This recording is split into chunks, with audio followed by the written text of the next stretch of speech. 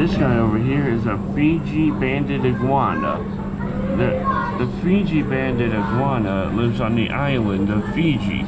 There are different types of iguanas, like the marine iguana, the green iguana, and the rhinoceros iguana.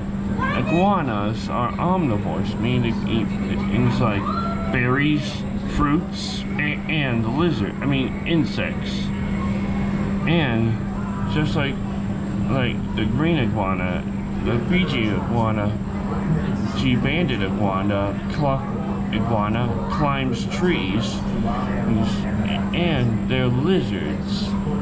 And they belong to a family of animals called the reptiles, which includes the Burmese python, the Nile crocodile, the leatherback sea turtle, the Komodo dragon, and the panther chameleon, which means they're